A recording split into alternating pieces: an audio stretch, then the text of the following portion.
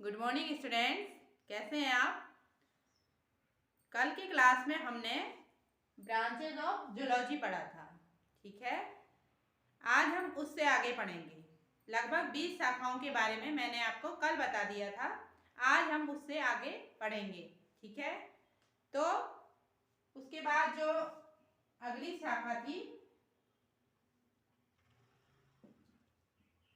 वो है evolution. Evolution यानी उद्विकास, ठीक है। इसमें हम क्या पढ़ते हैं, जीव जंतुओं के उद्भव यानी उनके ओरिजिन और उनके उद्विकास के बारे में पढ़ते हैं कि उनका जो है वो विकास कैसे हुआ, ठीक है। उसके बारे में हम पढ़ते हैं इवोल्यूशन, जीव विज्ञान की शाखा इवोल्यूशन के अंतर्गत, ठीक है। अगला है आपका टैटोलॉजी।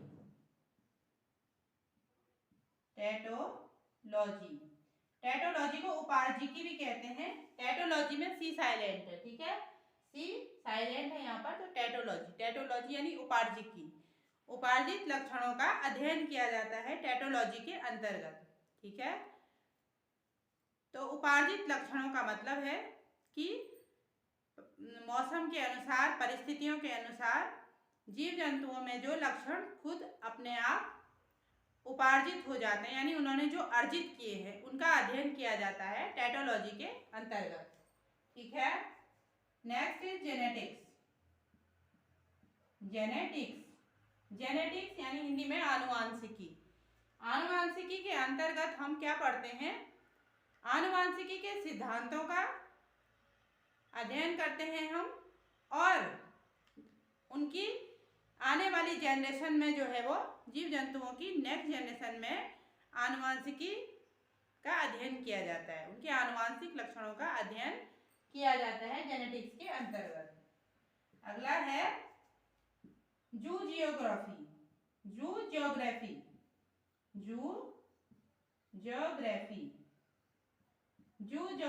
यानी प्राणी भूगोल, ठीक है। नाम से ही पता है, जू माने एनिमल्स, जियोग्राफी माने भूगोल, ठीक है। यानी पृथ्वी पर जीव जंतुओं के डिस्ट्रीब्यूशन का इसमें अध्ययन किया जाता है, ठीक है।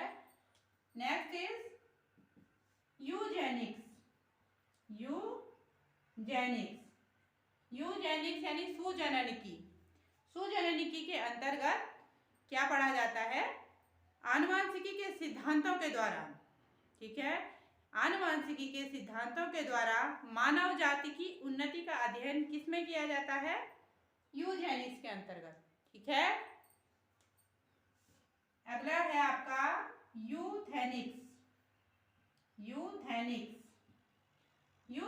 में अध्ययन किया जाता है पालन पोषण के द्वारा, ठीक है, किस प्रकार से अच्छी परवरिश दे करके जीव जंतुओं की उन्नति करी जाए, ठीक है, उसका अध्ययन करते हैं हम यूथेनिक्स के अंतर्गत। इसके बाद आता है यूफेनिक्स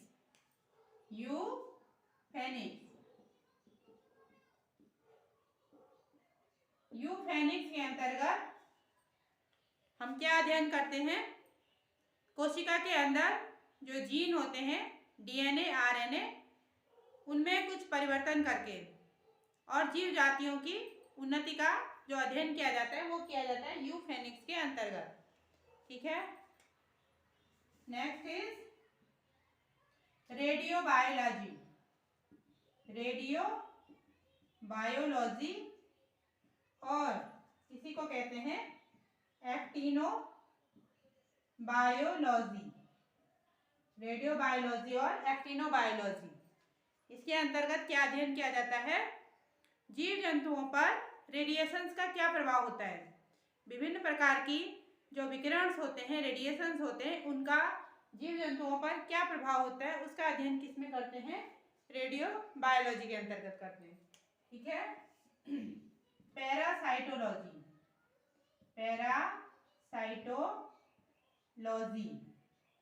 नाम से ही पता चल रहा है पैरासाइट, जिसके अंतर्गत पैरासाइट्स का अध्ययन करते हैं या परजीवी जीव जंतुओं का अध्ययन किया जाता है, पैरासाइटोलॉजी। अगला ट्रोफोलॉजी पोषण विज्ञान, जीव जंतुओं के पोषण का अध्ययन। इसके बाद है टॉक्सिकोलॉजी, ठीक है। टॉक्सिकोलॉजी, टॉक्सिकोलॉजी के अंतर्गत हम क्या पढ़ते हैं, इसे विष विज्ञान हिंदी में बोलेंगे। जीव जंतुओं पर विष का क्या प्रभाव होता है ये पढ़ते हैं हम टॉक्सिकोलॉजी के अंतर्गत, ठीक है। इसके बाद नेक्स्ट आता है एरोबायोलॉजी। एरोबायोलॉजी, एरोबायोलॉजी नाम से ही पता चल रहा है कि हवा में उड़ने वाले जीव जंतुओं का अध्ययन इसमें किया जाता है एरोबायोलॉजी में, ठीक है। Next is limnology.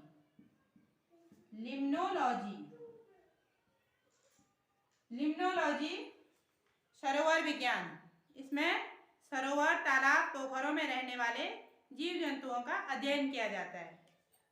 अगला आता है प्रोटोजूलॉजी। प्रोटोजूलॉजी, इसका भी नाम से पता चल रहा है, इसमें प्रोटोजोआ का अध्ययन किया जाता है, ठीक है। जितने भी प्रोटोजोन्स होते हैं उनका अध्ययन करते हैं प्रोटोजूलॉजी के अंतर्गत। Next is entomology. एंटोमोलॉजी, कीट शास्त्र, कीटों का, इंसेक्ट्स का अध्ययन किया जाता है किसके अंतर्गत, एंटोमोलॉजी के अंतर्गत। अगला है इक्थियोलॉजी। इक्थियोलॉजी मत्स्य विज्ञान, मछलियों का अध्ययन किया जाता है इक्थियोलॉजी के अंतर्गत। इसके बाद आता है enzymology. Enzymology, next is enzymology. Enzymology, enzymology के अंतर्गत एंजाइम्स का अध्ययन किया जाता है, ठीक है। Next is हेलमिन्थोलॉजी। हेलमिन्थोलॉजी, हेलमिन्थोलॉजी के अंतर्गत चपटे कृमियों का अध्ययन किया जाता है, ठीक है। Next is herpetology. हर्पिटोलॉजी सरीसृप का अध्ययन, सरीसृप यानी कि रेप्टाइल्स का अध्ययन किया जाता है हर्पिटोलॉजी के अंतर्गत। अगला आता है ऑर्निथोलॉजी। ऑर्निथोलॉजी बर्ड्स का अध्ययन, पक्षियों का अध्ययन किया जाता है जंतु विज्ञान की शाखा ऑर्निथोलॉजी के अंतर्गत। Next is मैमेलॉजी। मैमेलॉजी, मैमेलॉजी यानी स्तनधारियों का अध्ययन, मैमल्स का अध्ययन किया जाता है मैमेलॉजी के अंतर्गत, नाम से पता चल रहा है। अगला है एंथ्रोपोलॉजी, नंबर 43। एंथ्रोपोलॉजी, एंथ्रोपोलॉजी के अंतर्गत मानव जाति के सांस्कृतिक विकास का अध्ययन किया जाता है, ठीक है। मानव जाति के सांस्कृतिक विकास का अध्ययन किया जाता है एंथ्रोपोलॉजी के अंतर्गत। अगला है मैलेकोलॉजी। मैलेकोलॉजी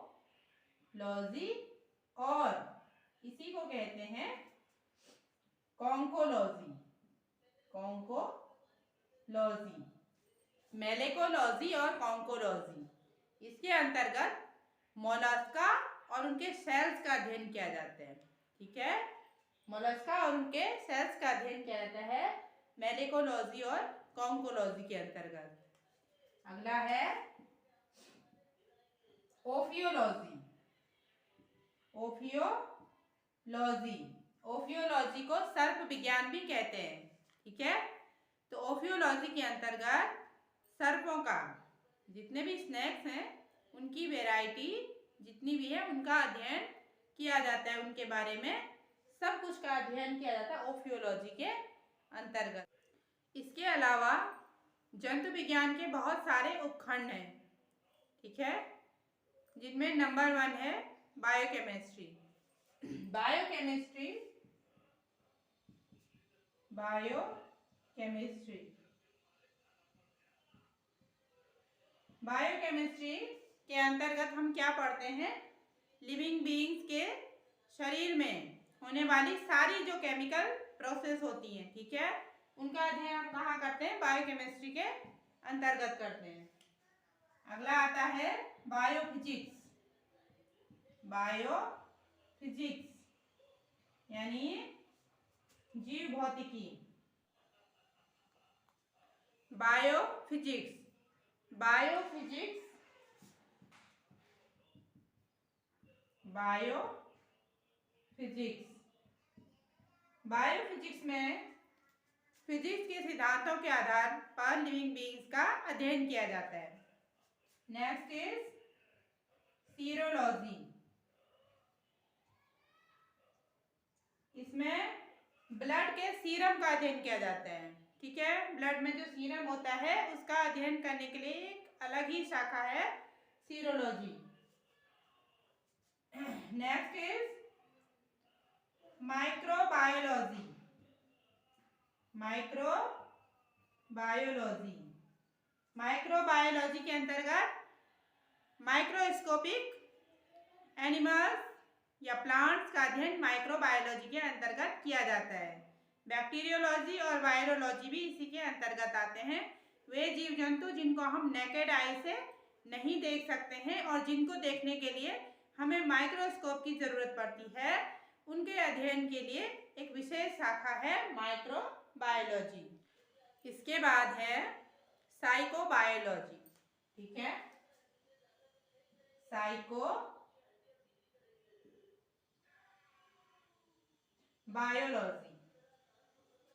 साइकोबायोलॉजी यानी मनोजीव विज्ञान, ठीक है। तो मनो यानी मन, ठीक है।